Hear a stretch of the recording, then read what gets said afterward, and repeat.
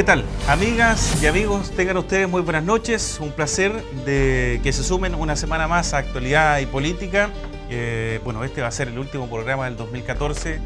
Van a haber un par de meses de descanso a contar de lo que finalice en realidad esta semana, con el objetivo básicamente de que llega el mes de enero 2015, el mes de febrero, y cuesta de parte de la producción encontrar a los invitados del ámbito político, porque casi todos toman sus vacaciones, por una parte unos en enero, por otra parte otros en el mes de febrero, pero específicamente en el Congreso, sobre todo en el mes de febrero, todo está más en calma y por lo tanto, bueno, en Televisión, junto a Radio Sago, hemos tomado la decisión de decir y entregarles también un saludo a cada uno de ustedes y agradecer también toda la sintonía que semana a semana tenemos junto a ustedes. Bueno, está de más decirlo, esta amplia sintonía a través de la televisión, que aquí a nivel local en Osorno nos estamos viendo en señal abierta, pero a través del cable en BTR, en la señal del canal 2 o el 3, nos estamos viendo desde Concepción hasta Coyhaique. Cariñosos saludos para todos ustedes que nos ven desde regiones de nuestro país. Y al mismo tiempo también desde Puerto Montt y Puerto Varas en señal HD, canal 25, en señal abierta. Y por Valdivia, para que estamos con cosas, también nos vienen en señal abierta, así que saludos también para toda la gente de la región de Los Ríos. Y a través del Complejo Radial Sago, esta asociatividad comunicacional con Radio Sago, Complejo Radial Sago en AM 780, que nos ven desde Cordillera Mar, nos escuchan principalmente, y también a través de la señal de radio 94.5 en frecuencia modulada, desde Panguipulli y Lanco también nos escuchan a esta hora de la noche hasta Puerto Varas, para ser más específico, y en toda la depresión intermedia de estas dos hermosas regiones como es la región de Los Ríos y región de los Lagos. Para hacer un resumen, y antes de presentar a nuestros invitados, que seguramente usted ya está ahí ansioso de conocerlos porque los presentamos de inmediato, vamos a tener un programa que se va a basar en el fondo haciendo un resumen de lo que ha sido este año. Y este año, ¿para qué estamos con cosas? Ha sido el año de las reformas del actual gobierno en turno, de la presidenta Michelle Bachelet. Primero se partió con la reforma tributaria, luego la reforma educacional, que se le dio fuertemente en este segundo semestre. Y al terminar este año, 2014, estamos con la reforma laboral. De ese tema vamos a tocarlo en el segundo bloque, pero antes vamos a hablar de lo que fue respecto al tema de los resultados de la PSU, que hubo noticias importantes, pero existe una brecha tremenda y que de verdad se habla que se va achicando, pero se va achicando bastante poco respecto a la enseñanza municipal, respecto a colegios subvencionados particulares o particulares, que de verdad eso está marcando la pauta a nivel nacional, como ha sido tradicionalmente durante años y años, y lamentablemente no podemos hacer nada. ¿Qué se puede hacer? Lo vamos a conocer dentro de los próximos minutos. Vamos a excusar a Andrés Mujica, vamos a excusar también a Raúl Ilarregui, panelistas estables, que por esas cosas de la vida, en ambas funciones, hoy día no van a estar con nosotros, ni en la despedida tampoco, pero ellos tienen un cariñoso saludo para ustedes. Pero de todas maneras saludamos a nuestros panelistas del día de hoy. Se encuentra a mi lado José Antonio Alcázar, gerente técnico de Sago, ingeniero agrónomo, magíster también en administración de empresas. José Antonio, ¿cómo estás? Muy buenas noches. Muy bien, Marcelo, muchas gracias por invitar a este programa. Un placer estar con usted. Y vamos a saludar también a nuestro segundo panelista. Él es Gabriel Saldivia. Gabriel es profesor de Historia y magíster en Educación, rector también de los Osorno College, uno de los colegios particulares. Quizás a lo mejor no fueron muy buenas noticias el día de hoy para usted los resultados de la PSU, ¿no fue? Siempre son buenas noticias. Siempre son buenas noticias. Sí, siempre. Pero le saludamos de todas maneras. Gabriel Saldivia, ¿cómo está? Muy buenas noches. Con un poco de calor, pero bien, siempre contento que inviten a instancias como esta de conversación, así que con gusto estoy acá. Bueno, y vamos a tener calor en realidad por los focos, por la temporada de verano, pero un placer de tenerlos a ambos en el estudio aquí de Inet Televisión, piso 16 de los Hornos Bicentenario. Bueno, básicamente vamos a partir por lo que es la reforma laboral, o partimos por la reforma educacional. Partamos por la reforma educacional, que es lo que por lo menos se está dando el día de hoy. Bueno, hubo alumnos del Colegio Francés de la ciudad de Osorno, hubo un alumno también, o alumnos del Colegio Creación, que hoy día fueron los grandes vencedores de esta PSU, personas que están festejando y que inclusivamente hasta ahora nos pueden estar viendo. Me imagino que que contentos también desde el punto de vista de ustedes por los resultados como colegio también que han obtenido, Gabriel. Sí, por supuesto, o sea, la PSU generalmente no es una competencia, o sea, es un desafío personal de cada estudiante y de sus familias, por supuesto, respecto a las expectativas vocacionales que tienen a futuro. Es uno de los pasos más importantes que dan todos los estudiantes de Chile, sí, efectivamente. Para los colegios como el nuestro, obviamente es fundamental los resultados que obtienen nuestras diferentes generaciones año a año. La dicha es que siempre aseguramos, ¿no es cierto?, puntajes que están sobre la media de los colegios particulares pagados en Chile, y esa es la tónica que se da en la comuna y en la región, así que contento. Yo quiero llevar esta conversación a la brecha que existe entre colegios municipales y privados, y la verdad que todavía sigue siendo amplia. José Antonio, no sé, desde el punto de vista como ingeniero agrónomo también, la idea es que formes parte de esta conversación. Y ha sido muy difícil y se nota también en los resultados de la PSU al final. Bueno, sí, la segunda vez que me toca ser de panelista con un tema de educación. Se llama sacar un magíster. Algo se habló aquí antes de empezar el programa respecto de la brecha. Se han hecho reformas, se está intentando hacer reformas, pero se han hecho otros cambios al sistema educacional chileno, se han cambiado las mallas curriculares, se han puesto incentivos, se han sacado en otros lugares. Al final estamos exactamente igual. Tú algo decías de que al final del día, con este cambio incluso en la PSU que hubo, Marcelo, bajaron los puntajes promedio de los particulares subvencionados, pero resulta que la educación pública se mantuvo igual o peor. Entonces la brecha se mantuvo. O sea, en el fondo aquí lamentablemente la autoridad no ha tenido la visión, el interés, o no ha tenido simplemente el cinturón bien apretado, porque las reformas de fondo requieren discusiones de fondo. Y cuando hay discusiones de fondo, sobre todo que empiezan a haber ciertos problemas de poder o de pérdida de alguna franquicia, empieza a ponerse complicado. Y hoy día, como existe este sentir político en la discusión, normalmente lo técnico pasa a un segundo plano. Yo creo que el tema va a seguir mientras no haya un presidente que tenga...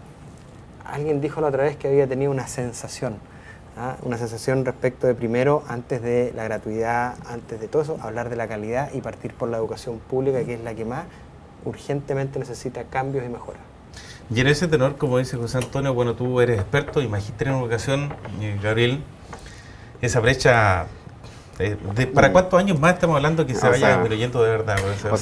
¿O es un sueño pensar? Yo creo que, siendo justos con la historia, incluso con la tradición educacional de nuestro país, hay que desmitificar algunas teorías o algunas certezas que se implantan en la realidad cotidiana. ¿Es un tema de gobierno?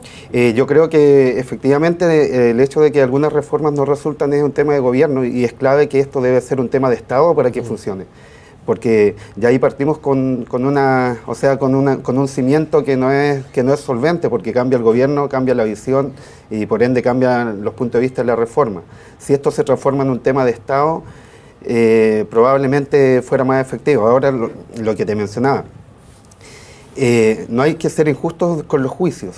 Nosotros somos un país que en los últimos 50 años, los últimos 60 años, hemos avanzado mucho. Hoy día nosotros tenemos una cobertura educacional casi el 100%. Somos reconocidos por la UNESCO como los países que más han avanzado en educación. Cifras concretas: en 1960, 3 de cada 100 jóvenes entre 23 y 26 años estaban en la universidad. 3 de cada 100. 3 de cada 100. O sea, hoy ¿En los día años 60? Sí, en los años 60. Teníamos una cobertura curricular en los años 50 del 19%. Entonces, con una deserción altísima. Entonces, ¿esto qué nos indica? Que la educación no solamente tiene que ver con reformas ligadas al campo de la educación, sino que tienen que haber reformas como las laborales, reformas económicas, que busquen en la educación, o que vean en la educación, la verdadera herramienta de movilidad social. Yo creo que si nosotros como país nos sentimos que la educación es el motor fundamental para el desarrollo, estamos errados, porque nunca vamos a encontrar el horizonte que debiera ser, porque insisto, un país como el nuestro, la educación es la herramienta fundamental de movilidad social. Entonces, por eso te comento, decir que hoy día estamos mal, efectivamente estamos mal. No estamos como quizás los políticos de mediados del siglo XX hubiesen querido para estar en el siglo XXI. Por ejemplo, nosotros hoy día tenemos un universo cercano a los 12 millones de estudiantes y que lamentablemente la mayoría de ellos, o sea, más del 90%, no tienen una educación de calidad, y los que tienen una educación de calidad, de que se habla de esta brecha, los particulares pagados, representan solamente el 7%, 8% del total de estos estudiantes, y de los establecimientos, que aproximadamente hay 12.000 en Chile. Entonces, si te das cuenta, en un año, en 2 años, en 3 años, nosotros nos vamos a cambiar la educación chilena.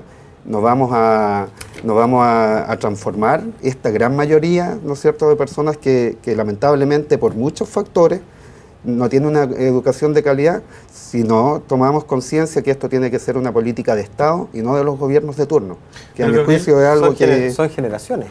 Porque claro, además que del año 60 se va avanzando el Estado. No hablemos ya de gobierno, hablemos del Estado. Va avanzando con el tema de la educación. Dijiste que de 100, 3 individuos, ¿cierto?, tenían la posibilidad de estudiar una carrera superior. El porcentaje de lo que ha ido aumentando, bueno, ha sido de forma considerable. Sí, han nacido también casas de estudios privadas, como universidades privadas también, que por otro lado es otra opción también de ingresar a estudiar. Comienza en esta fecha la pelea también. Los que no tuvieron el puntaje de la PSU tienen la opción de irse a institutos, a centros de formación técnica, a universidades privadas también. Pero aquí el punto y la pregunta es, no sé, o sea, yo sé que usted no tiene la varita mágica para decir faltan, no sé, en 20 años esto se va a solucionar, porque ni siquiera el Estado o el gobierno o los gobiernos que han pasado en el Estado han dado una solución respecto a este tema. Pero la brecha, ¿qué tanto se va cortando? O sea, adelante, como te comentaba, hoy día aparecía en la tercera que, desde ayer en realidad, cuando aparecen los resultados de la PSU, señalaban que va disminuyendo la brecha entre los puntajes que obtienen los colegios particulares con los establecimientos municipalizados. Si nosotros vemos que efectivamente disminuyó en 10 puntos, y hoy día los colegios particulares pagados están promediando 600 puntos en PSU, y 453 los establecimientos municipales. O sea, para mí eso no significa mucho, porque 453 todavía no es ni siquiera un puntaje que le permita postular a las universidades tradicionales a esos estudiantes. O sea, estamos hablando de un promedio que nos dice que la mayoría de los estudiantes de Chile ni siquiera les está alcanzando para postular. Gabriel, pero esos 453 de los colegios o de los establecimientos públicos, esta brecha se acortó en 10 puntos, dijiste tú, pero ¿es producto de la baja de los particulares pagados o del aumento del sector público? O sea, se bajaron los colegios particulares pagados, puede ser por diferentes razones. Ponderación de la PSU. Claro, una de las cuales, como les comentaba antes, han existido últimamente reformas curriculares importantes en que han cambiado las estructuras de las pruebas, en que, no sé, se han hecho modificaciones a la prueba, como este año, en que los estudiantes podían contestar toda la prueba y no se les contaban una buena por cada 4 malas, como nosotros cuando vimos la PEA en aquel momento. Entonces, pueden ser varios factores, pero lo grave aquí, a mi juicio, es que todavía existe una brecha significativa en que la mayoría de los estudiantes de Chile que postulan al sistema no les está alcanzando para postular. Ya. ¿Qué significa eso? Perdona, pero lo que pasa es que es súper importante aclarar por qué se achicó la brecha se dice, ¿cierto?, lo que tú hablabas de los 600 puntos, los 453. ¿Por qué se achicó la brecha? Porque obviamente, esta disminución de la brecha va a ser un elemento de marketing seguramente para el ministro de Educación, donde va a decir, mire, de acuerdo a mis gestiones, logré achicar la brecha. Pero tú lo que me estás diciendo, aparentemente lo que puedes aprender de tus palabras, es que en el fondo nivelamos para abajo. O sea, el segmento con problema, que es el sector público, no mejoró en nada. Y el segmento que estaba bien, bajó. Pero es por un tema de matemáticas simple, de alternativas, de ponderaciones diferentes en las pruebas. Claro, como te decía, puede ser varias razones. O sea, uno de los aspectos fundamentales que plantea la reforma educacional es lograr una equidad educacional en el país. Pero, o sea, esa equidad tiene que ser para nivelar hacia arriba. O sea, hace un tiempo atrás el ministro Seguirre dijo que había que quitarle los patines a los que iban corriendo más rápido, refiriéndose a los colegios que obtienen buenos resultados. O sea, yo creo que es al revés, hay que colocarle patines que están más abajo y ojalá reforzar esos patines para que alcancen a los que van más adelantados. O sea, sería la lógica de todas maneras. Hay una pregunta que a lo mejor ni siquiera nos nace a nosotros, sino que también a la gente que está en la casa. Y efectivamente usted en su colegio se vio afectado por una situación bien particular. Lo comentamos hace tiempo atrás y hace meses atrás, cuando usted estuvo también en una entrevista ahí mismo sentado, respecto a que para tener una mayor ponderación, hay alumnos que en cuarto medio, en colegios particulares, se cambian a municipalizados para obtener una ponderación mucho más alta, claro, y así tener cabida en algunas universidades tradicionales. En el ejemplo de ustedes, como Osorno College, por ejemplo, ¿cuántos alumnos se vieron afectados por esa situación? La verdad que nosotros fuimos al colegio en Osorno... Porque se les van matrículas. Sí, sí. Y los colegios particulares viven de los aranceles, de las matrículas, y obviamente ahí tienen un bajón económico importante. Claro, efectivamente nosotros fuimos al colegio particular pagado Osorno que sufrió el mayor éxodo de estudiantes hacia colegios municipales. De nuestra generación, 13 estudiantes se fueron a diferentes... ¿Tres? 13. 13. 13, ¿De un cuarto medio? De los 3 cuartos medios que teníamos en la generación 2014. La verdad que es un tema complejo para nosotros, pero más que nada por una cuestión sentimental, porque muchos de esos estudiantes habían estado con nosotros toda su trayectoria académica desde el nivel parvulario, y el irse un mes, 2 meses antes, en octubre se fue la mayoría. La verdad que fue un tema que para los profesores, para la comunidad en general fue delicado. Ahora, es una decisión que nosotros respetamos en todo momento, porque son decisiones de los propios estudiantes apoyados por sus familias. ¿Pero por qué pasa eso? O sea, para explicarle a la gente, claro, igual es como que... O sea, no. Esto sucede porque desde el 2012 se establece un nuevo sistema de validación de los promedios de nota de los estudiantes. O sea, aquí tiene que ver el Consejo de Rectores a nivel nacional. El Consejo de Rectores... ¿Que maneja las universidades estatales? Sí. Exactamente, o sea, la adherida al Consejo de Rectores, que son 30, 32, es que mal no recuerdo. Bueno, entonces, como una de las principales críticas que han existido durante todo este tiempo es que se critica la PSU como una de las principales formas de segregación y de filtro, ¿no es cierto?, para una educación, y sería responsable de la inequidad. Entonces han existido varias iniciativas, como por ejemplo, alguna iniciativa de la Universidad de Santiago hace tiempo atrás, y que me parece que hasta el día de hoy la mantienen, en que establecen que estudiantes que tienen hábitos de estudio, que tienen buen rendimiento académico durante los 4 años, pero que les va mal en la prueba de selección universitaria, igual pueden, ¿no es cierto?, tener un futuro exitoso en la universidad. Pero como esta prueba era tan difícil, muchas de estas personas con estos atributos, y que habían tenido la mala fortuna de tener una educación no tan exigente y que por ende no rendían en la prueba, claro, no tenían la opción. Entonces, bueno, se han hecho varios esfuerzos por parte del Consejo de Rectores. Cada uno, ¿no es cierto?, dentro de su fuero interno podría catalogar si son buenos o malos. O sea, la pregunta, para clarificar, ¿un colegio municipal versus un colegio particular tiene mayor ponderación a la hora de rendir? No, es que todavía, PSU, todavía déjame terminar. Bueno, entonces dentro de esa iniciativa se establece, como te digo, el ranking de la PSU. Antes solamente existía el NEM, que era el promedio que tú tenías de enseñanza media, era como una prueba más, ¿no es cierto?, y que tenía cierto puntaje. Por ejemplo, si alguien tenía promedio 5.5, podría tener aproximadamente 560 puntos, por nombrar un puntaje. Y esos 560 puntos tenían una ponderación como una prueba. Bueno, ahora se añadió el sistema de ranking. ¿Qué significa? Que existe el NEM y además el ranking, que se calcula de la siguiente manera. Por ejemplo, en la generación 2014 se calculaban todos los promedios de todos los estudiantes que egresaron del periodo 2012, 2013 y 2014. De las 3 últimas generaciones se saca un solo promedio. Entonces, por ejemplo, si es 5.7, todos los que estén sobre ese promedio 5.7 obtienen una bonificación extra. ¿Ya? Y los que están bajo ese 5.7 obtienen el NEM que obtenían antiguamente solamente, y no se les entrega ninguna bonificación. Después de eso, y eso va avanzando hasta llegar a los 850 puntos de manera lineal, de forma aritmética perfecta, como se dice. Bueno, y también hay otro cálculo que es el máximo histórico, que los 3 mejores promedios de las generaciones, por ejemplo, si en un año fue el mejor promedio de la generación un 6.8, después fue un 6.9, después fue un 6.8, y la generación, por ende, el máximo histórico es 6.8, todos los que estén por sobre eso obtienen inmediatamente 850 puntos. Bueno, en un colegio como el nuestro y probablemente en muchos otros colegios de Chile, existen estudiantes brillantes, por así decirlo, que tienen promedio 6.8, 6.9. Entonces, para el resto les es muy difícil conseguir esos 850. Entonces, ¿qué hicieron ellos? Que es algo que les permite el sistema, por eso te digo, cada quien lo evaluará como corresponda y de manera individual. Buscan cuál es el colegio, por ejemplo, que tiene un promedio histórico más bajo. Encuentran X colegio de Osorno, X colegio de Osorno, uno de menor exigencia. X colegio de Osorno tiene el promedio histórico, porque eso lo entrega el Mineduc, 5.5. Entonces un estudiante de mi colegio que tiene promedio 6 tiene la posibilidad de obtener 850 puntos más.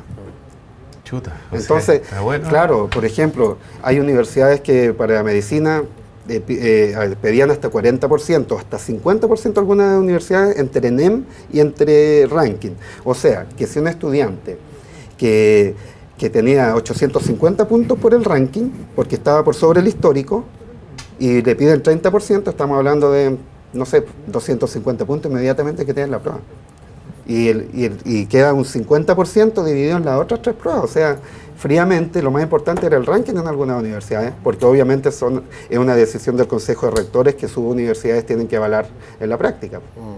Entonces, no sé si quedó claro. Esa es... Enredado, pero por lo menos, ojalá que la gente haya... Un chamullo. Entendido, un chamullo. El Consejo de Rectores, en el fondo, que... Claro, ¿Qué te parece, José Antonio, eso? Mal. Por eso yo hice hincapié cuando Gabriel habló de la brecha, que para mí es un punto central, el hecho de determinar cuáles son las razones de esta brecha, ¿ya? Y claramente las razones de esta brecha es la falta de la política estatal, que todos nos pongamos de acuerdo, y segundo, que la disminución de esta brecha que es muy artificial, es terriblemente artificial.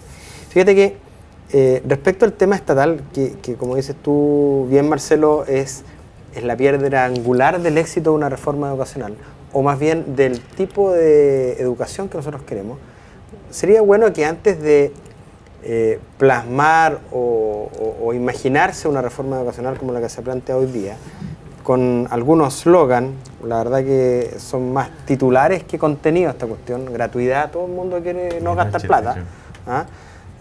Calidad, todo el mundo quiere calidad, pero cuando vamos al fondo no encontramos nada. Cuando uno quiere hacer normalmente un trabajo, y es parte de la educación que se imparte en cada colegio, uno debería empezar a plantearse objetivos antes de empezar el trabajo. ¿Qué quiero hacer con ese trabajo? ¿Quiero hacer un vaso? Bueno, ¿qué características tiene que cumplir el vaso, etcétera? Lo mismo es con el tema de la educación.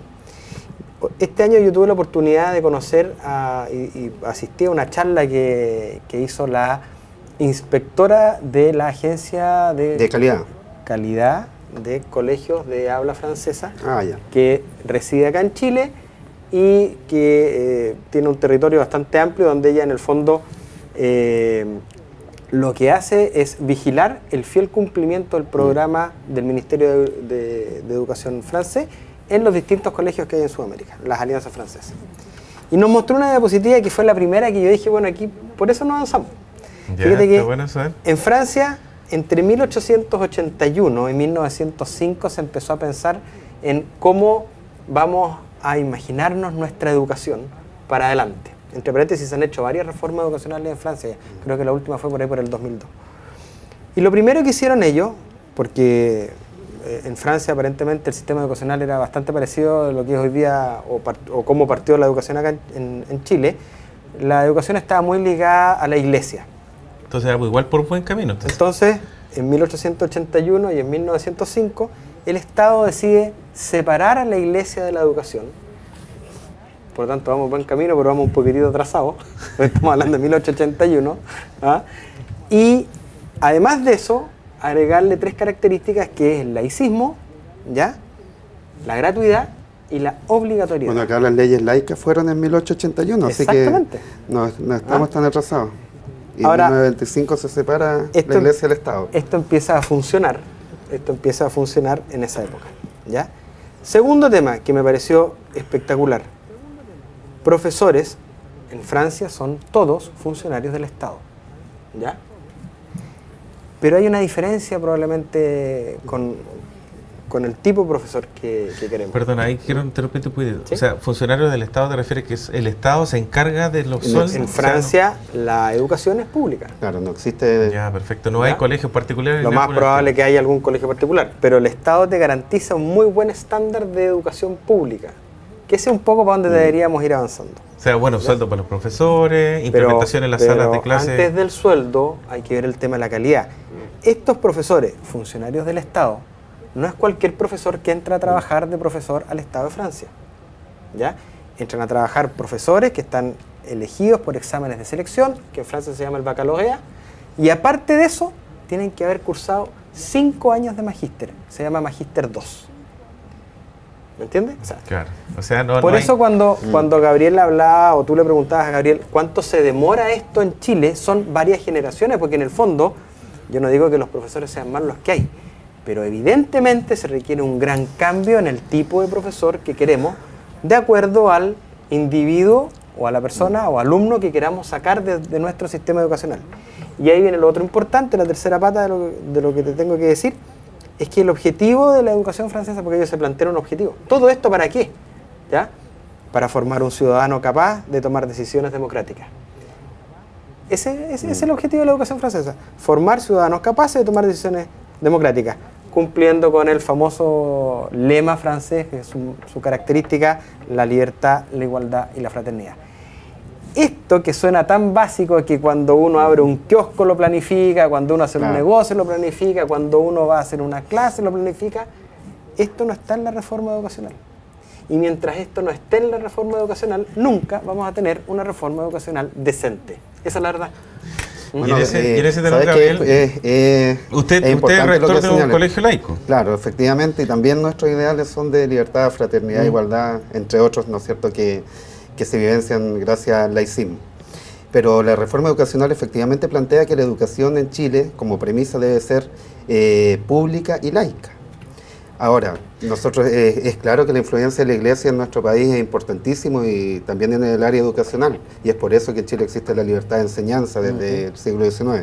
Ahora yo creo que toca un tema de fondo allí que nosotros no lo hemos comentado hasta ahora, pero efectivamente hay un tema de recursos. Entre comillas, ustedes están nombrando, se están yendo al laicismo, y puede haber gente que tenga a su niño, por ejemplo, en el Colegio San Mateo, por ejemplo, o en un Salesiano, en Valdivia, por ejemplo. No, yo estoy nombrando, yo nombré solamente un ejemplo, que es el ejemplo en Francia. Yo no dije que era el ejemplo a seguir.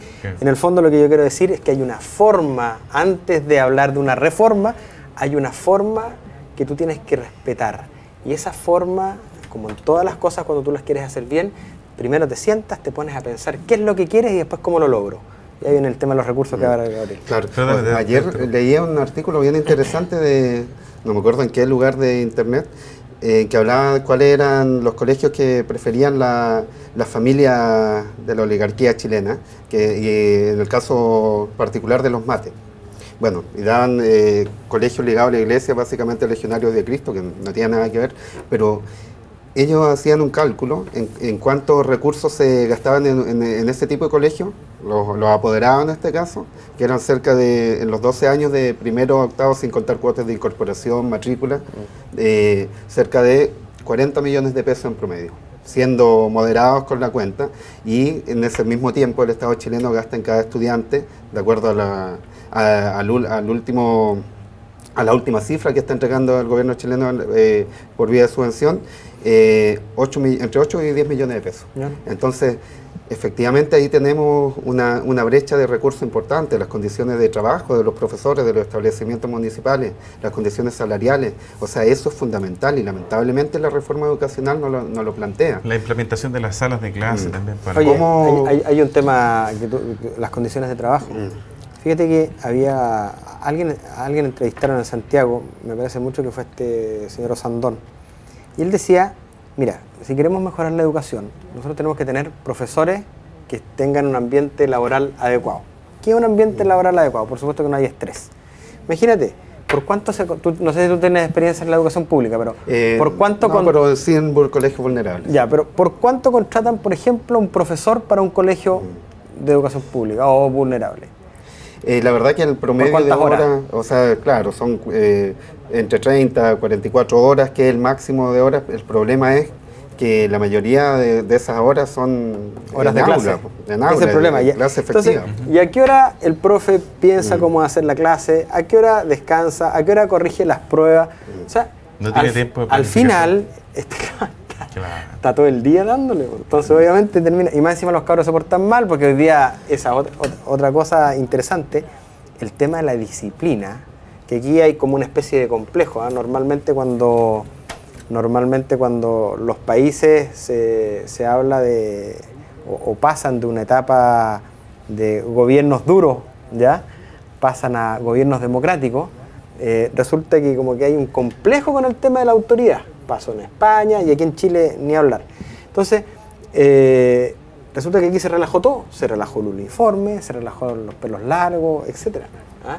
En otros países con tanta libertad, por ejemplo, como Costa Rica, yo tengo una sobrina que vive en Costa Rica y vino este año a ver, ¿no? La llevé al colegio a buscar a mis hijas y ella tiene 17 años. ¿Ya? Y me dice, oiga primero, yo me sentí re mal, oiga, me dice. ¿Qué pasa aquí? Me dice. Pelo largo. ¿Cuál es el uniforme del colegio? Allá en Costa Rica, pobre el que ande con aro. ¿Para afuera el aro o para afuera el alumno? Pobre del que ande con el pelo largo. O se lo corta o no va a clase. ¿Ah? Como era antiguamente en Chile. Pero no es un tema... Pobre que no llevaba tus zapatos lustrados. Lo que pasa es que no es un tema de autoritarismo, es un tema de lógica, donde en el fondo ellos lo que plantean, y me lo explicó ella, una niña de 17 años, una joven de 17 años que venía recién saliendo del colegio y me decía, lo que pasa es que el tema del pelo es un tema para no destacarse, nada más que eso. Es parte del... Aquí son todos iguales, aquí no hay uno que sea más choro o más bacán que el otro. O sea, tiene una razón de ser, pero las cosas se respetan. Y hoy día tú ves a los chicos y les dices, parca roja, y los primeros son los papás en la parca roja, pero más lindo este rojo, porque tonalidades de rojo hay así no una entiende, paleta. No entiende. Entonces, ese es un tema también, el tema disciplinario es un tema que... O sea, claro, yo que creo hay que que tampoco hay que no se trata de exagerar confundir tampoco. la disciplina con los estereotipos Así y con es. los prejuicios. La disciplina tiene que ver más que nada, como la concebimos en mi colegio, con un comportamiento y una disposición a. Exacto. O sea, probablemente alguien que, si bien nosotros también no permitimos el pelo largo, en el caso particular de mi colegio, pero tampoco hay que ser tan extremos, sino que hay que lograr una armonía, ¿no es cierto?, la disposición que tiene el estudiante con el aprendizaje. Pero nos fuimos y así, claro. Nos fuimos hasta el corte de pelo. Bueno, son temas que igual... Claro, temas que podemos hablar harto. Yo te podría contar hartas cosas de los cortes de pelo. Vamos a hacer una pequeña pausa. Estamos de vuelta. Ustedes no se van. Vamos a volver en el segundo bloque con la reforma laboral. Una de las 3 reformas que está marcando la pauta en este momento, en este año 2014. Y esta reforma laboral, se firmó hoy día en La Moneda. La presidenta Michelle Bachelet la nombró hoy día y va a ser lanzada ya hacia el Congreso para que comience su discusión, aprobación, desaprobación y todo, ¿A qué hora la firmó? todo el tema. Hoy día la hora específica. ¿Antes de 12 o después de 12? La hora específica no la tengo, pero hoy día fue. Porque si fue antes de 12 a lo mejor nos salvamos y una broma... Del día de los inocentes. Día 29. Hoy día 29. Ya pasamos, ya es verdad. ¿Le hicieron algún estallo a ustedes? ¿No? Algo. Así que vamos a hablar de la reforma laboral. Porque hay una discusión ahí con el mundo empresarial y efectivamente con lo que quiere el gobierno. Vamos a tocar y vamos a seguir un poquitito más también con el tema educacional. Pero lo importante es que se está trabajando, la brecha, si bien es cierto, va disminuyendo entre lo municipalizado y lo privado. Chiquitito es la brecha que se va achicando, pero de todas maneras va desarrollándose, se va generando. Así es que esperemos que ello sea así. No se puede apagar 15, la llama de la esperanza. No se puede apagar la llama de la esperanza, ¿eso usted? Exactamente. Bueno, esperemos que no sean ni 15, ni 20, ni 30 años, que sea lo más prontamente posible. Volvemos entonces con este y otros temas más en el segundo bloque de Actualidad de Política.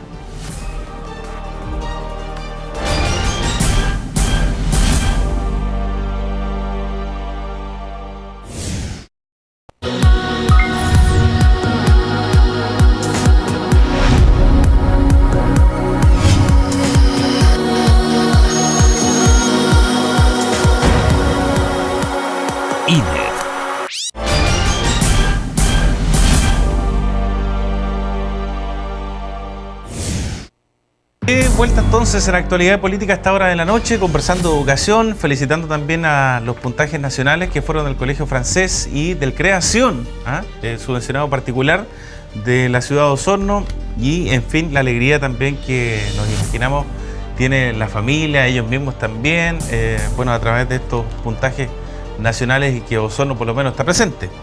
Hablamos respecto al tema de la reforma educacional, un ratito estuvimos hablando respecto a ello, pero principalmente la brecha que ha existido o que sigue existiendo, de verdad, se está cortando, pero muy poquitito, la brecha educacional desde el punto de vista de la diferencia que hay de los colegios municipalizados con los particulares y las diferencias sobre todo que existen desde el punto de vista de lo final, que es la ponderación de la prueba de selección universitaria, la PSU, que es bastante compleja. Definitivamente los colegios particulares, subvencionados particulares, son los que tienen en nuestro país los principales puntajes o los más altos puntajes para la postulación a las diferentes universidades del Consejo de Rectores de nuestro país. Pero, en fin, si a ustedes no les dieron o no les dio el resultado esperado, tienen la posibilidad de estar.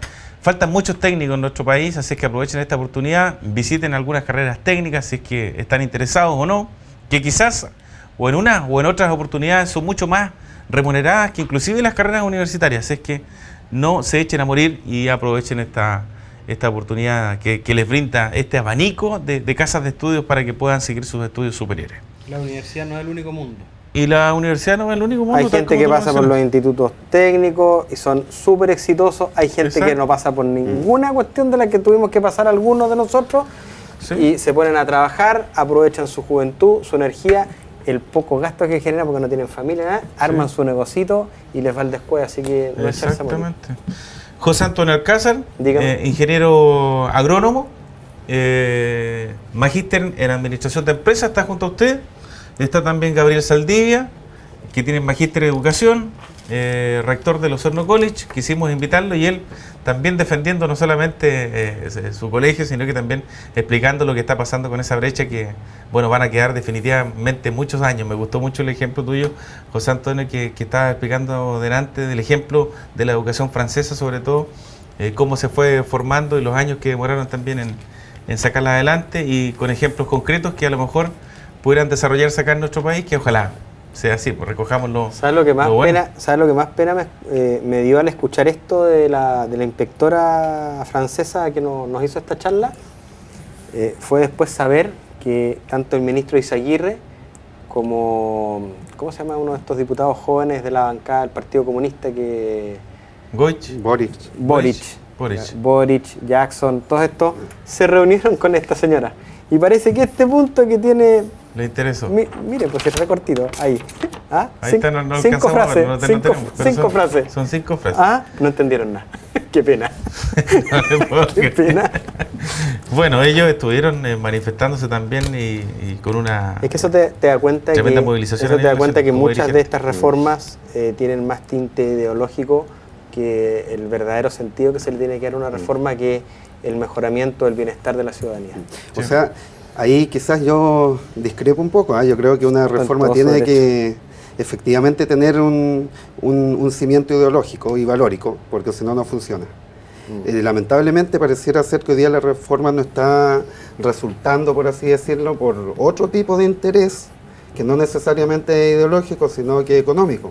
Hoy día el ministro Izaguirre se reunió con la bancada de educación, que son 10 personas, ¿no es cierto?, del oficialismo, que están negociando por él ciertas reformas y ciertos aspectos concretos que le pidieron que se modifiquen, y no llegaron a ningún acuerdo. No llegaron a acuerdo. Y esa discrepancia no es necesariamente cuál va a ser el objetivo que va a tener esta reforma, si de por qué aspectos nos vamos a centrar en la calidad de la educación, si vamos a permitir la selección o el lucro, la inclusión, que son los aspectos que se han ido trabajando, sino que es por un tema que existe con los sostenedores de los colegios particulares subvencionados, en que quieren crear una figura en que se permite el arriendo a las corporaciones sin fines de lucro, a un arriendo de otras corporaciones o instituciones que sí tengan fines de lucro. Entonces, si te das cuenta, hoy día la reforma o la traba de que esta reforma buena, mala, no tan buena, vaya avanzando, es por los intereses económicos que existen detrás de esto. O sea, y lamentablemente los políticos están insertados. Antes de cambiar al tema de la reforma laboral, quiero la última pregunta, Gabriel, respecto, porque hay mucha preocupación, sobre todo los propietarios de colegios subvencionados particulares, con respecto al tema de la reforma. ¿Qué va a pasar con ellos? Porque están con mucho miedo, dicen que definitivamente van a tener que cerrar. Bueno, obviamente aquí hay un tema bastante delicado, independientemente de lo que pueda pensar cada persona de la educación y de que si existe un derecho, por así decirlo, de lucrar con educación, que es un bien supremo. Yo creo que las cosas quizás no están siendo pensadas de la manera que debieran ser para ser justas con personas que no cometieron delitos, sino que están actuando al amparo de un sistema que se los permitió. Yo creo que más que terminar con colegios que hoy día particulares subvencionados que tienen una tradición y que entregan una educación de calidad y que efectivamente pertenecen a instituciones o personas naturales con fines de lucro, yo creo que hay que aumentar la fiscalización. Yo creo que el escenario hoy día podría ser que si un sostenedor me asegura de que está entregando una educación de calidad y que está entregando un porcentaje un nivel educacional, un porcentaje de los recursos que obtiene, ¿no es cierto?, que se asocia al sentido común y a lo racional. Está cumpliendo con el estándar del ministerio. Claro, estaría cumpliendo y si por otro lado, ¿no es cierto?, está generando un lucro, que es un tema de que hoy día se cuestiona también qué es el lucro, que mucha gente no sabe interpretar qué es. Yo creo que tendría que existir este cambio, pero de manera mucho más gradual y paulatina, porque nosotros no nos vamos a acostar, hoy día nos vamos a despertar mañana, es la reforma educacional, hoy día la educación es de calidad, o sea, absolutamente no va a ser así. Más encima cuando no sabemos para dónde va la micro. Así que... Entonces, yo creo que por ahí está la clave, que es el tema, tomando en cuenta que el 40% aproximadamente de los 12.000 colegios que hay en Chile son particulares subvencionados. ¿Y por qué? ¿Cuánto es? ¿Tú sabes qué traje? 40% de 12.000. Hay más alumnos en Chile que estudian en los particulares subvencionados que en la educación pública. ¿Sabías eso, no? Cada vez ha ido aumentando. ¿Por qué? Se van cerrando colegios municipales. ¿Pero por qué? Por la calidad de educación. Sí, ¿Qué más? La calidad dentro del aula. Porque no hay huelga. Y es un punto a tomar también. Bueno, vamos a ir al tema de la huelga. Vamos a ir al tema de la huelga ahora. ¿O no? Antes de cambiar de tema, voy a saludar. Bueno, el fin de semana estuve ahí por calle García Hurtado. Anduvo comiendo helado, apuesto. Sí, justamente.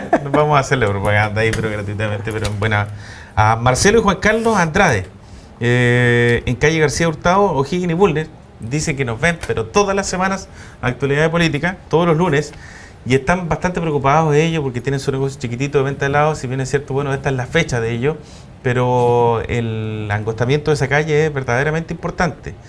Tiene 6 metros solamente de ancho, 6 metros y algo, y verdaderamente les perjudica a ellos como negocio. Tiene 2 pistas y la gente que compra helado se estaciona a un lado y no es imposible pasar. Cuesta un poquitito más pasar. Entonces, ¿qué es lo que ocurre, Marcelo? Yo he estado presente, varias veces llega Carabinero y corre la gente. Nos comentaban ellos también. Sí, corre la gente. Hablen algo, dijeron ahí en el programa. Nosotros ahora, respondemos. Si corrieran a todos, no es problema. Pero yo estuve presente en una oportunidad cuando corrieron a todas las personas que estaban de O'Higgins por García Hurtado hacia la heladería. ¿Ya? Pero parece que había que ir menos en Santa Marta. Y O'Higgins, hacia el lado de Santa Marta, también estaban en línea amarilla estacionados. Y por los dos lados, no por uno. Y ahí no corrieron a nadie. Así que ley pareja no es dura. Ley pareja no es dura. ¿Sí o no? Muy bien. Pero le saludamos a ellos que tienen esa gran preocupación y ojalá haya una solución de parte del municipio ahí, o no sé, del centro, por enanchar un poquito más la calle. Vamos al tema que nos convoca. Lo decía al inicio del programa. Vuelvo a comentar y a presentar a nuestro invitado, porque hay gente que no nos está viendo a través de la televisión, gente que nos está escuchando en la radio y que se viene incorporando también a esta hora de la noche. José Antonio Alcázar, gerente técnico de Sago, ingeniero agrónomo y también magíster en administración de empresas. Está también con nosotros Gabriel Saldivia, él es también profesor de historia, aparte de profesor de historia, magíster en educación, pero también va a hablar respecto a este tema de la reforma que hay en nuestro país, sobre todo esta última que es la laboral. Los profesores de historia hablamos de todo, así que... Los profesores de historia hablan de todo, porque se saben la historia o cómo se ha ido formando el Estado también, así que tienen mucho que decir. Y respecto a la reforma, porque este ha sido el 2014 el año de la reforma. Lo decíamos al inicio del programa. Primero la reforma tributaria. Discusiones en el Congreso, tanto en la partida, en la Cámara de Diputados, luego en la Cámara de Senadores, en el Congreso Nacional. Bastante diferencia, pero en fin, ya está funcionando. ¿Cómo va a ir funcionando a futuro? Esa es la incógnita que nosotros la tenemos, que a lo mejor faltó algo de comunicación también para que nos informen más claramente, y de verdad uno como comunicador todavía no la puede comprender en su 100%. Nos imaginamos usted cómo está en la casa también de confundida o confundido. Ni los contadores saben. Ni los contadores, ni los abogados, ni los contadores saben Ni los contadores. ¿Sabes por qué? cómo viene el tema de la reforma tributaria. ¿Sabes por qué? Porque resulta que la reforma tributaria tiene un montón de aspectos que obviamente por el detalle tú no lo puedes estampar o registrar en una ley, ¿ya? Entonces tienen que emitirse reglamentos. Hay muchas situaciones donde todavía el Servicio de Impuesto Interno, estamos a 29 de diciembre y todavía no emite reglamentos, o sea, no saben cómo van a solucionar algunas cosas. Han ido avanzando, pero va súper lento el trámite. Lo único que se ha puesto más o menos el Servicio de Impuesto Interno, el tema de la factura electrónica, que ya hay empresas que están funcionando con ello, y se habla que es la forma mejor también de fiscalizar a las empresas desde el punto de vista de sus impuestos.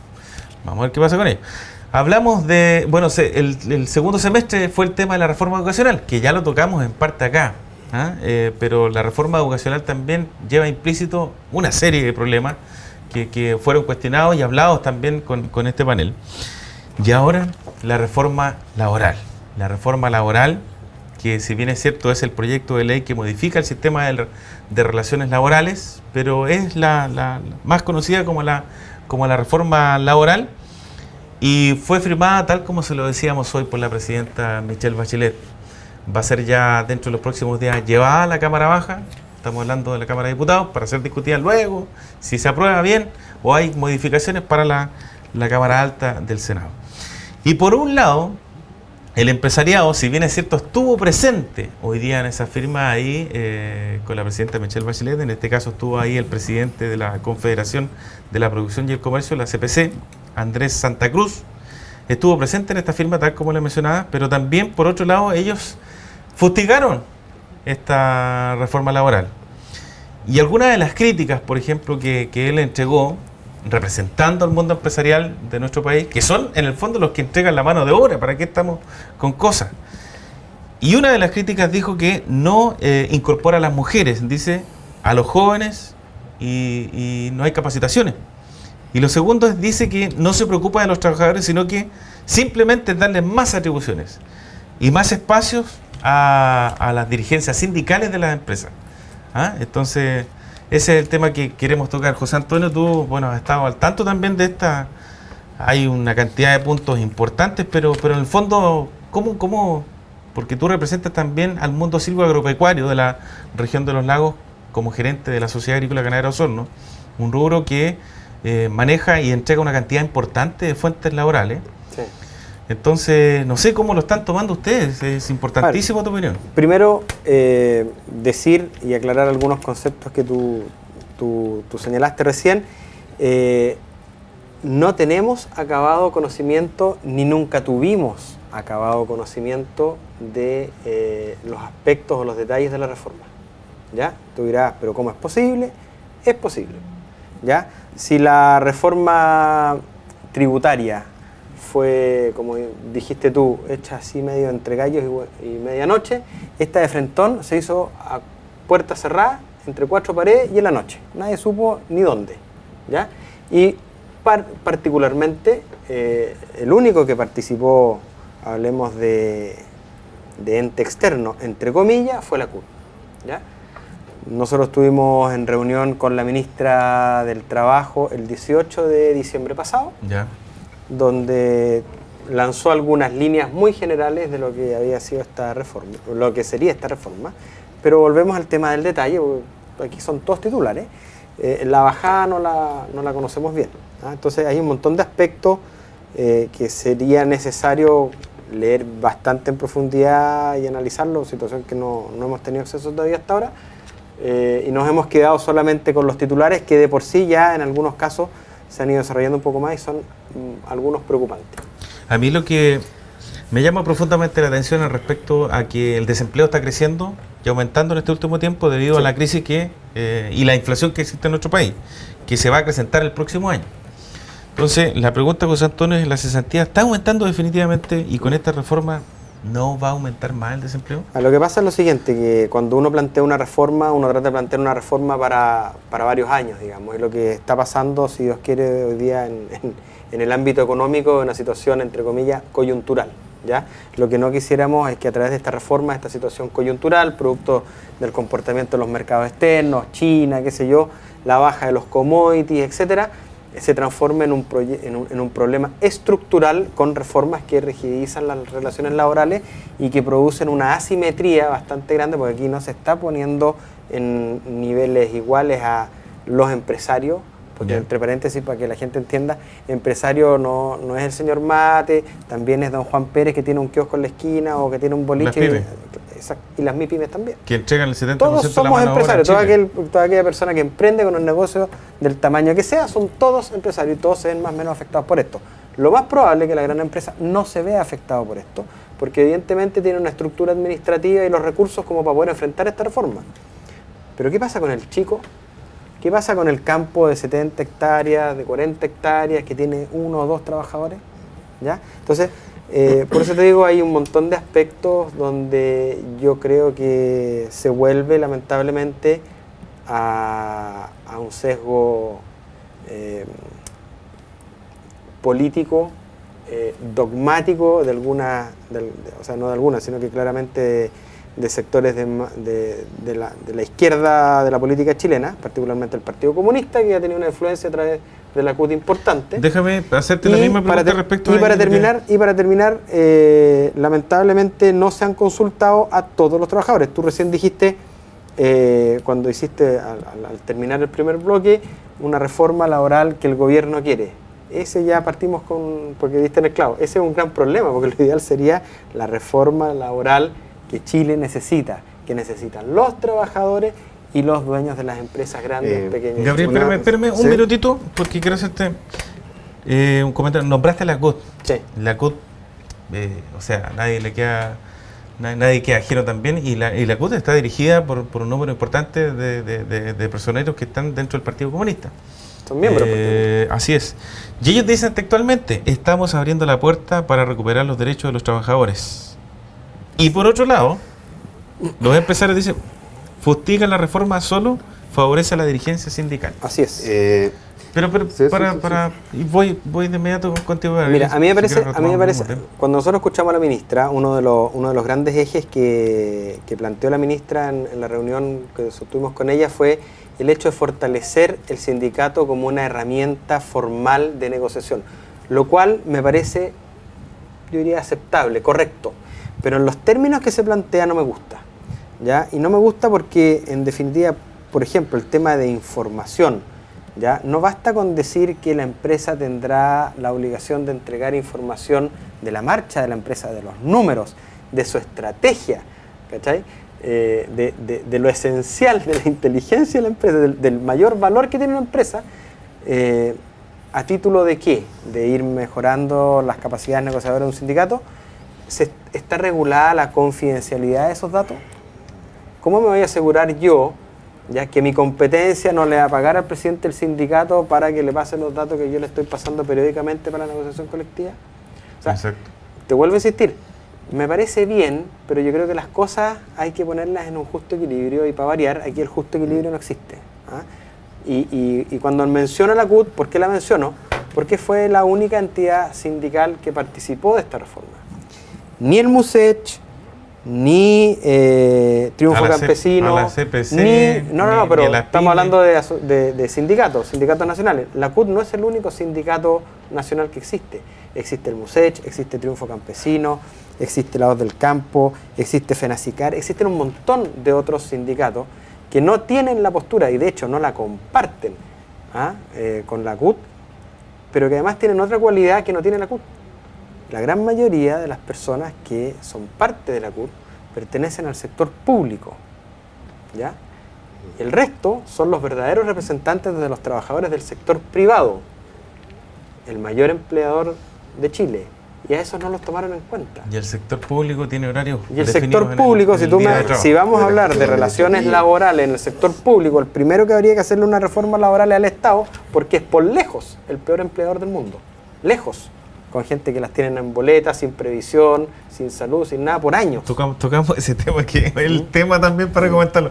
Gabriel Saldivia, desde tu visión como profesor de historia también, me imagino que tienes palabras respecto, a lo mejor estás apoyando esta reforma o simplemente hay discrepancia. Yo creo que toda reforma que busque mejorarse debe apoyar, y sobre todo la que tiene que ver con los derechos de los trabajadores de Chile.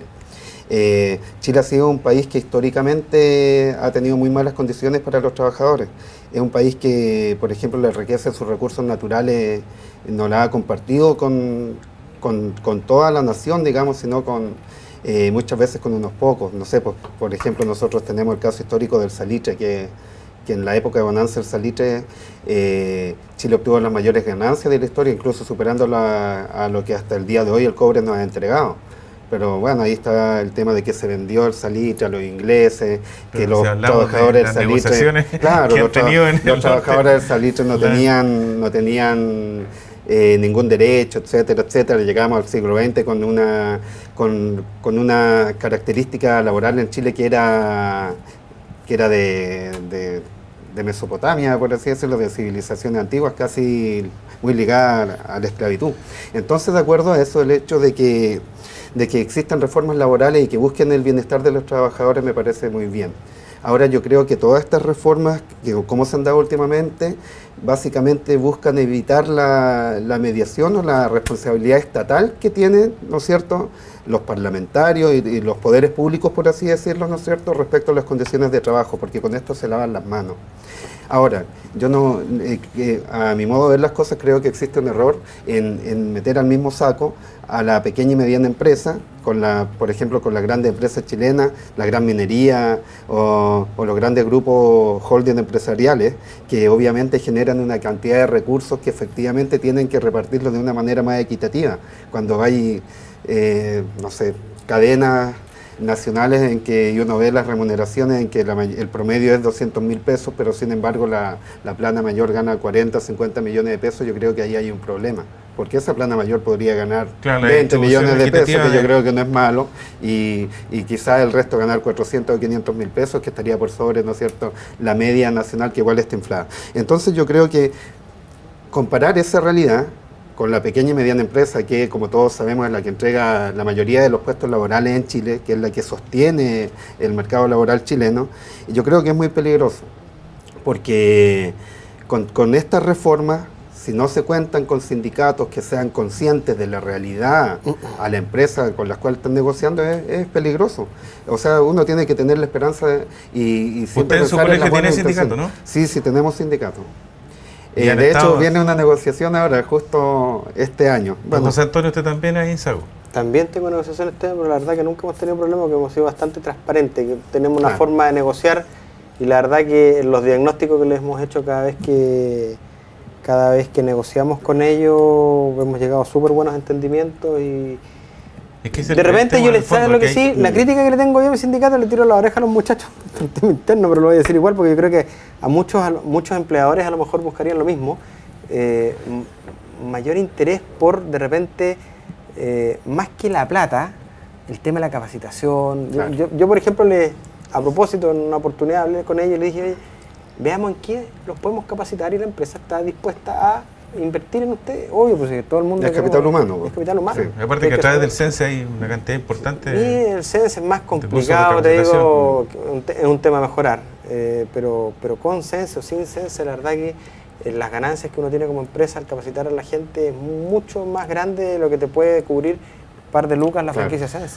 Pero usted tocó, Gabriel, un tema importante. Los trabajadores o el sindicato de la empresa tienen que tener cuidado también con las ganancias que está obteniendo la institución o la empresa en este caso, porque de pronto sí, a lo mejor los trabajadores ven que se está produciendo, ¿cierto?, que están saliendo números azules, pero esos números azules quizás están pagándose de años anteriores deudas que se van arrastrando. O sea, obviamente cada empresa tiene su situación particular financiera. Yo creo que cuando una empresa está generando excedentes y está aumentando su productividad, es justo que se reparta parte de estos beneficios, ¿no es cierto?, en los trabajadores que son los principales responsables de esta productividad, obviamente, ¿no es cierto?, porque son los que están en el día a día. Y por eso uno debe confiar en la otra persona, porque cuando tú te sientas en una mesa negociadora significa que estamos tratando en iguales condiciones, pero a veces, ¿no es cierto?, uno no tiene el sartén por el mango. Y sobre todo con este tipo de reformas que, insisto, yo creo que pueden poner en peligro algunas instituciones. No el caso de la nuestra probablemente, porque yo tengo la convicción de que vamos a llegar a buenos términos en la negociación que tenemos este año. Pero sí en otras empresas, ¿no es cierto?, quizás puede ser muy peligroso, sobre todo de rubros que son muy inestables. Miren, yo quiero leerles textualmente a ustedes y también a los televidentes y auditores también de Radio Sago. Dice, bueno, aquí hay 10 puntos, no se los voy a leer todos, que es extremadamente largo, pero dice que este proyecto, punto por punto, bueno, primero, amplía la cobertura de la negociación colectiva. Los aprendices y trabajadores, horas o faenas transitorias. Se eliminan algunas de las exclusiones que actualmente existen en la legislación, ampliándose la negociación a trabajadores que hoy están impedidos de ejercer este derecho. Ese es un tema, Marcelo, porque y es bueno precisar que en el caso de los aprendices son solamente válidos para empresas con mayor número de trabajadores, de 200 para arriba. Ahora, en el caso de los trabajadores de faena u obra, yo me gustaría saber cómo se va a implementar la formación de un sindicato en empresas donde duran las obras, no sé, 40 días, 50 días y los trabajadores se van. Claro. Es complicado. O sea, ahí entra ¿Sabes lo que pasa? Ahí está el contrato, que está probablemente honorario o plazo fijo que hay. Ahí está el punto. Yo creo que la autoridad no ha logrado entender. Es cierto, lo que dice Gabriel, es cierto que existen y probablemente van a seguir existiendo, así como en todas partes del mundo, ¿ya? Empleos más precarios que otros. El punto es que se desconfía, siento que hay una especie de desconfianza entre lo que puede pactar el trabajador y lo que puede pactar el empleador. Te voy a poner un ejemplo. Después te voy a leer, este me preocupa, el otro punto, me dice equilibrio de las partes, derecho a huelga y servicios mínimos. El derecho a huelga, ¿A qué se refiere con servicios mínimos? Es que en el fondo el dirigente, ¿cierto?, si se votan a huelga en una empresa... No se pueden reemplazar los trabajadores, solamente en lo básico del cumplimiento de la labor diaria de la empresa. Y en los servicios mínimos se consagra el deber de la organización sindical, dice, a proveer el personal necesario para cumplir los servicios mínimos con equipos de emergencia. O sea, que puede ser seguridad, por ejemplo, para que el calderero, o sea, la persona que está en huelga siga en huelga. Lo que pasa es lo siguiente. Uno, el derecho a huelga, el derecho a huelga lo están consolidando a través de la eliminación de la posibilidad que tiene hasta hoy día el empleador de poder hacer un reemplazo. ¿Ya? Pero ¿qué es lo que pasa? Te pongo el caso de los puertos. ¿Hubo reemplazo de huelga? Buena pregunta. ¿Los dejaron entrar? No, fue imposible. El reemplazo en huelga, la verdad que somos de los pocos países, hay que ser bien honesto cuando uno plantea estas cosas. Así como uno es crítico con algunas, también hay que decir que en el fondo se pone Chile a tono, porque en el concierto internacional son muy pocos los países que mantenían esta posibilidad del reemplazo en huelga. Pero además de eso, en Chile, independiente de que se pudiera realizar el reemplazo en huelga, el hecho de ejercer ese derecho era muy difícil. ¿Ya? Porque primero no había gente dispuesta segundo, no es llegar y meter a cualquier persona a un puesto de trabajo que requiere un grado de especialización, y tercero, normalmente los huelguistas no los dejaban entrar, entonces el uso de ese derecho era bastante bajo. Ahora, ustedes que representan a diferentes instituciones, es bueno que se empoderen los cargos sindicales dentro de la empresa. ¿Cuáles han sido sus expectativas o las experiencias que ustedes han tenido también desde ese punto de vista? Porque, bueno, según lo que manifiesta este proyecto dentro de otros puntos más también, como por ejemplo, hay un tema de punto número 5, que son 10, simplifica el procedimiento de negociación colectiva arreglada, dice. Se reescribe el libro 4 del Código Laboral completamente y dice la mediación y arbitraje. Se fortalecen los instrumentos y opciones de medición. Ese es grave. Lo que a mí me llama la atención y que ojalá la gente también que está en la casa, no sienta que en el fondo uno está en contra de un sindicato ni nada por el estilo, porque también los trabajadores tienen absolutamente todo el derecho a, valga la redundancia, a tener sus derechos dentro de la empresa. Pero de una u otra forma, estamos como empoderando un número de personas que trabajan dentro de ella, ¿cierto? Que finalmente pueden tomar una decisión cuando quieran de pararla. Y cuando se para, ¿qué pasa? La productividad frena también. No, pero Marcelo, mira, en la gran mayoría de los casos no es así. En general, uno cuando tiene sindicato, son poca gente, hay poca sindicalización en Chile. Por eso cuando te dije, aquí hay un tema ideológico y la CUT está detrás de esto, porque la CUT lo que quiere es empoderarse de sindicato, ¿ya? Ahora, el punto es que dentro del punto que tú, valga la redundancia que tú dijiste respecto a la simplificación del procedimiento de negociación colectiva, hay un antecedente que me preocupa mucho, que se refiere a que la respuesta del empleador no podrá contener estipulaciones menores al piso de la negociación. ¿Qué significa eso? Ya. ¿O qué es lo que yo entiendo de eso? Es lo que yo comentaba, porque siempre va a ir aumentando. La pedida es 10. Tú no puedes llegar con una propuesta igual a 9. Por lo tanto, en rigor, yo lo que entiendo es que con este punto se termina la negociación, porque tú no puedes entrar a negociar.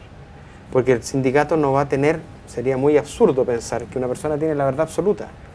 Y tú puedes ir negociando, mejorando este aspecto, bajándole requerimiento a este otro, y tú vas formando un paquete y vas formando acuerdos hasta que llegas a una solución integral.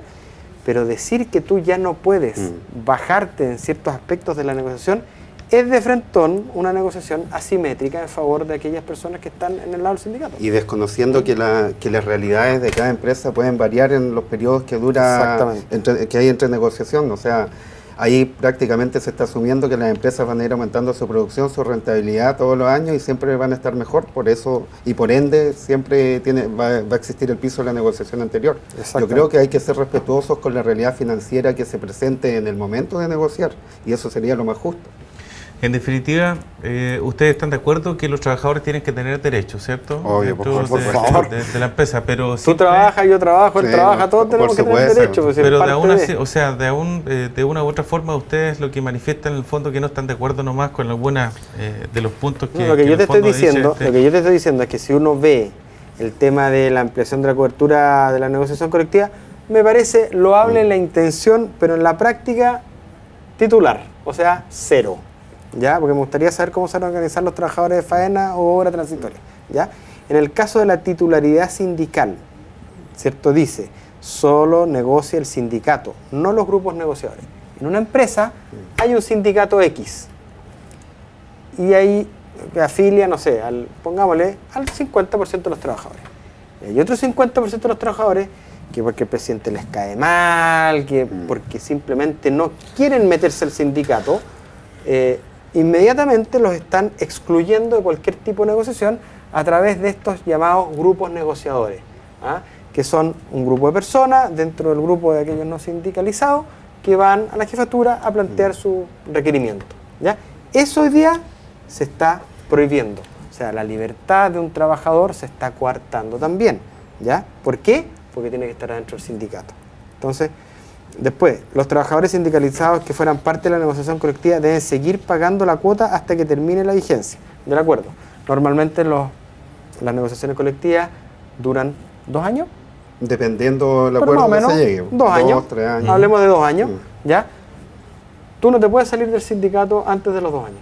Me choreé, este gallo, no sé, aquí el presidente del sindicato, la directiva no me gusta, no recogí mis intereses, renuncio. Tenés que seguir pagando igual tu cuota, ¿ya? Derechos a beneficios negociados por el sindicato. Aquí hay un tema. Solo los trabajadores que participan o están sindicalizados tienen derecho a lo que obtenga el sindicato en la negociación. El resto no. O sea, ya va segundo problema o segunda cortadita que le mandan a la gente que no le gusta estar en un sindicato, ¿ya? Entregan un argumento bastante pobre. Dicen, si no se lo pueden dar a un grupo de sindicalistas, ¿por qué se lo van a dar a otro? O sea, esto fue como parte de una buena negociación, entonces, ya.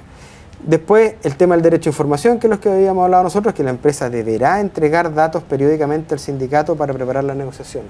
Eso es peligroso. Si no está bien regulado, esto puede atentar entre empresas grandes que quieren hacerse una chica que empieza a competir o sacarle un cupo al mercado. En definitiva, o sea, esta habría que hacerle unas modificaciones igual como se le ha hecho a la reforma tributaria, que se le pidió, se le solicitó, ¿cierto? Y de una u otra forma a la reforma educacional. O sea, no están bien implementadas de parte del gobierno, por lo que por lo menos he calculado acá lo que ustedes me han mencionado. Yo creo que el ideal de la existencia de un sindicato, que a mí me parece que es muy buena, tiene que ser un ente colaborador de la gestión empresarial, por así decirlo, y que sea consciente de la realidad de la empresa en los periodos en que se negocie. Es lo que yo estimo conveniente. Y uno debe tener la esperanza de que así va a ser y confiar.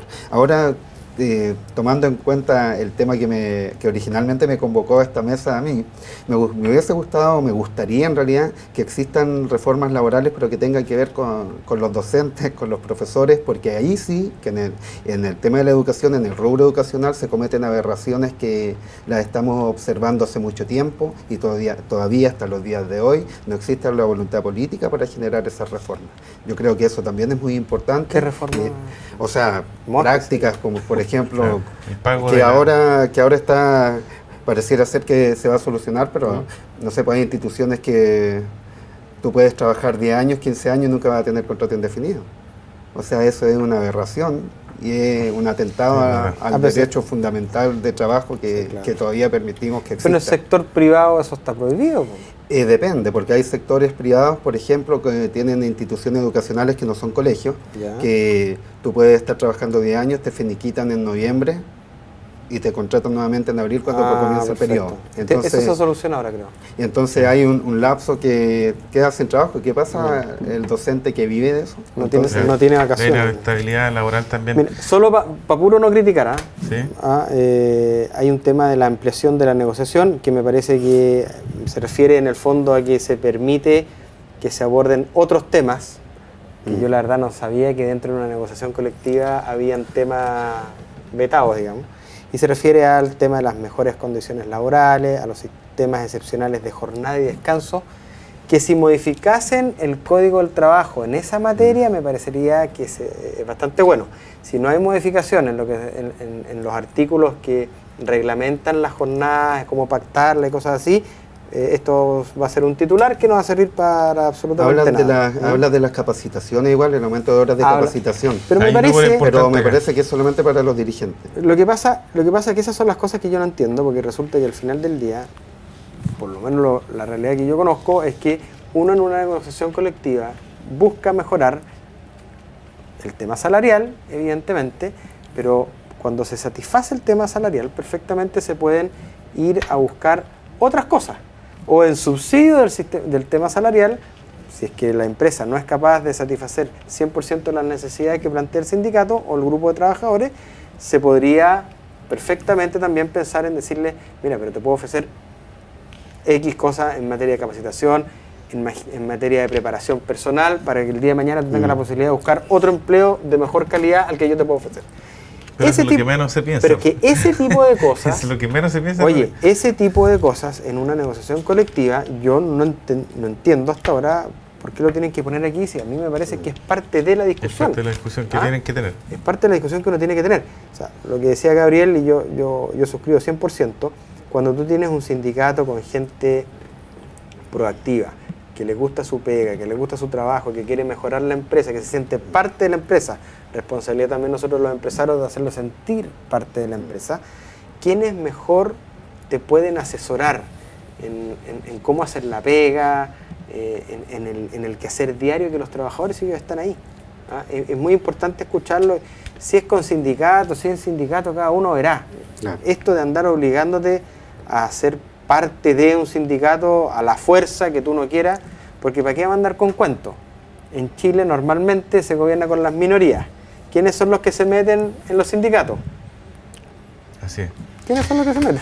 No, las minorías. Sí, de todas maneras. Vamos a finalizar actualidad de política, no sin antes. Gabriel, tienes tu cámara ahí y sería, pero importantísimo dentro del rubro que tú manejas, entregarle un saludo de fin de año a toda la gente que trabaja contigo también. Sí, por supuesto. Y para la ciudadanía, en el fondo, que nos primero que todo, agradecer la invitación en nombre de mi colegio, de Osorno College, que este año fue muy especial para nosotros, cumplimos 60 años. Les doy un saludo de fin de año, desear que hayan pasado una feliz Navidad, tengan un feliz y próspero año nuevo. El próximo año en el colegio va a ser mucho mejor que este, es una premisa institucional que siempre vamos mejorando. A toda la comunidad, esto significa al centro de padres, que para fortuna hemos trabajado de manera excelente este año. Hemos estado incorporando proyectos en común que los vamos a sacar adelante y que van a ir marcando pauta en la manera que se debe trabajar con un centro de padres comprometido, que es la pata de la mesa que muchas veces falta. A mi centro de estudiantes, desde su presidente y toda la directiva, que también son muy colaboradores, que este año van a terminar su periodo y van a dar paso a otra directiva, así que felicitarlos por el trabajo que hicieron junto a su profesor y los aportes que hicieron a la comunidad. Por supuesto a los socios de la corporación, a los apoderados, al directorio que de manera filantrópica trabaja allí, se preocupa por el colegio y por entregar una educación laica, pluralista y de calidad a la ciudad de Osorno. Y también, finalmente, hablando del tema educacional, que se me había olvidado y me sentía casi como un ingrato, agradecer a las personas de la Superintendencia Educacional que hoy día nos acompañaron en el Osorno College y nos hicieron una capacitación de aspectos fundamentales de convivencia escolar, en que invitamos a funcionarios del Colegio San Mateo y la Alianza Francesa a nuestro colegio para compartir experiencias y estar al tanto allí de una normativa que hoy día, ¿no es cierto?, también se está implementando de manera casi de jurisprudencia, porque siempre aparece algo nuevo. Entonces, agradecer en particular a la abogada de la superintendencia, que fue la persona que estuvo a cargo de esta capacitación. Y finalmente, quiero saludar a mi hija, que hoy día cumplió 3 años, así que muy contento por ella, a mi princesita, así que qué un bonito. saludo. Qué bonito, y eso Gabriel. sería... Muy bien, José Antonio Alcázar, un saludo, me imagino, al sector silvoagropecuario como gerente de SAGO. Sí, tuvimos un 2014 para preocuparse, ¿ya? Esperemos que el 2015 nos preocupemos y hagamos la pega, y digo hagamos la pega a todos, ¿ah? Desde el gobierno, los legisladores, particularmente el mensaje para ellos, nosotros como gremio y evidentemente nuestra gente, los productores, porque sin ellos nosotros no podemos llevar sus ideas y sus planteamientos a las autoridades para poder hacer de este país un país más agrícola, un país donde se puedan hacer mejores negocios y más negocios desde el punto de vista agrícola, y no nos veamos enfrentados todos los días a si sube o baja el precio de algún producto por razones inexplicables o por alguna colusión que todavía no se ha investigado. La verdad es que yo quiero mi país, nosotros tenemos un especial apego por la tierra, no somos personas que venimos con capitales un rato cuando la cosa se ve más o menos bien, y cuando la cosa se ve más o menos mal nos vamos. Nosotros los agricultores nos quedamos acá, tenemos un compromiso con la gente de poder ofrecerle más y mejores alimentos, empleo, en definitiva una actividad económica y un mejor bienestar. Así que mis mejores deseos para todas las personas que trabajan abnegadamente, desde el productor agrícola más chico al más grande, aquellos que se ensucian las manos y las patas en la tierra y en el barro, sobre todo en esta zona, y desearles un muy buen año nuevo y mucha fuerza para el próximo año, que insisto, puede ser complicado, pero hay que asumirlo. Hay tiempos buenos. ¿Quiénes mejores que los agricultores sabemos de tiempos buenos y tiempos malos? Más malos que buenos a veces, pero hay que ponerle el pecho a esto, ¿ah? La historia no se acaba acá. Así que muchas gracias, Marcelo, por invitarnos. Felicitaciones a Gabriel por la labor que está realizando en el Colegio Osorno College. Tengo un especial cariño por el tema de la educación, porque es un tema que a mí me apasiona, y estoy convencido de que con buena educación finalmente podemos lograr mejor bienestar y una forma de surgir para la gente. Así que felicidades por seguir en ese aspecto. Y tú, Marcelo, el otro año veremos si tenemos permiso para participar en este programa. Exactamente. Y si sigo con el contrato. Vamos a hablar con Ilarregui después. Exactamente. Podría haber venido al final. Sí, bueno. Gabriel Saldía, un placer de... A propósito, a los dos le envía saludos que los ubica, principalmente a ti también, Gabriel, Marcelo Ulloa, que está en su casa viéndonos a esta hora de la noche. Muchas gracias. Y te envía apoderado nuestro, exactamente. Ya. Sí. Marcelo muy Ulloa, comprometido, profesor. muy comprometido igual. Le está enviando saludos a ti también, te ubica José Antonio. Bueno, Gabriel Saldía, muchísimas gracias por estar con nosotros. José Antonio Alcázar, de verdad un placer como siempre, Gracias de por la panelista invitación. ahora también. Y bueno, y en actualidad de política este año 2014 tocamos temas de tecnología, políticos, agrícolas, de economía, de salud, de educación, un sinfín de temas que tocamos en esta mesa. Sin duda alguna, para que en el fondo usted se informe de lo que está pasando y generar también temas desde regiones, porque eso es lo que interesa. Todo se ve y se manda a nivel centralizado, que es la región metropolitana, en este caso de Santiago, pero acá en regiones también se forma opinión. Se toman temáticas también de cosas que seguramente a ustedes les pueden estar afectando, para positivo o negativo da lo mismo, pero se toman esas temáticas acá y el objetivo es que siempre usted tome atención, tome nota respecto a lo que hemos estado conversando. Un año de reformas, tal como lo mencionamos, todas las reformas que ya mencionamos en este programa, las tocamos también aquí. Muchos amigos también que nos siguen, los alcaldes de la provincia de Osorno, gobernadores, incluido también ex gobernadores, todos han pasado por aquí. El programa no termina, por supuesto, vamos a tener simplemente unas semanas nomás de un lapso de tiempo para dejarlos tranquilos a ustedes y vamos a estar de vuelta con una actualidad de política 2.0, así es que esta no es una despedida.